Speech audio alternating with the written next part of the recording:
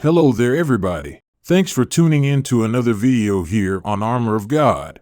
And so today I'm going to be talking about something that's showing a worrying trend in our world today, the Third World War. Finland's accession into the NATO military alliance has officially ended 7 decades of relative peace in Europe. Pope Francis has warned that a Third World War is already underway, and this Third World War is taking place in a globalized world where conflicts involve only certain areas of the planet directly, but in fact involve them all. Finland's accession into the NATO military alliance also means the dissolution of buffer states, and this means that there is now no more neutral territory that separates Russia and the NATO military alliance. The arc of confrontation has suddenly doubled overnight. For over 7 decades, Europe enjoyed a period of unprecedented peace and prosperity. But it did this after the decades of horrific violence that Europe went through in the 2 world wars. But Europe, it appears, has not learned any lessons. Hostile military alliances are the ingredients that spark off total wars. Western leaders welcomed Finland into the military alliance with handshakes and beaming smiles, while Russia welcomed Finland's accession with massive combat drills involving Su-35 fighter jets, S-400 air defense systems, and aerial bombings. The steady expansion of the NATO military alliance till it has now reached the doorstep of Russia has sowed the seeds of a future conflict in Europe.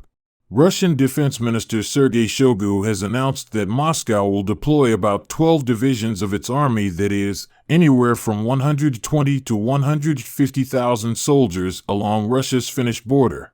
Besides this, Russia has moved an estimated 36 nuclear-capable Iskander missiles. An undisclosed number of S-400 anti-air defense batteries are being stationed along Finland's border. The end of Nordic neutrality means that the Baltic Sea has now effectively turned into a NATO lake, and this means that Russian stakes in holding and controlling the Crimean Peninsula have gone up by several notches, as the Baltic Sea itself will likely emerge as the next zone of conflict. Kaliningrad is the headquarters of Russia's formidable Baltic Sea Fleet.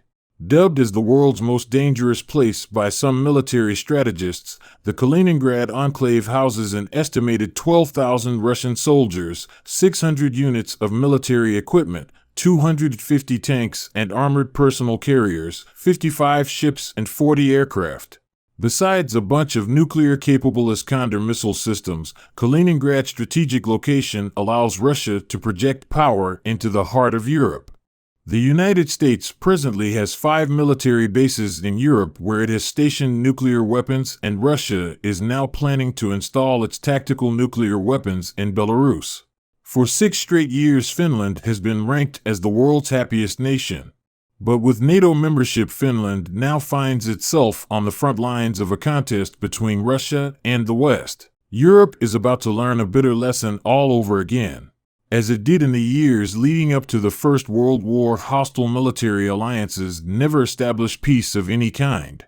According to Pope Francis, the risk of chance and unforeseen circumstance made the possession of nuclear weapons immoral, and he urged a swift resolution of problems over the stalled Iranian nuclear agreement. A continual recourse to new and ever more sophisticated weaponry is sometimes justified by the argument that peace cannot be assured except on the basis of an equal balance of armaments. There is a need to change this way of thinking and move towards an integral disarmament, since no peace is possible where instruments of death are proliferating. The closest and most recent example is certainly the war in Ukraine, whose effects are felt in entire regions also outside of Europe, owing to its repercussions in the areas of energy and food production.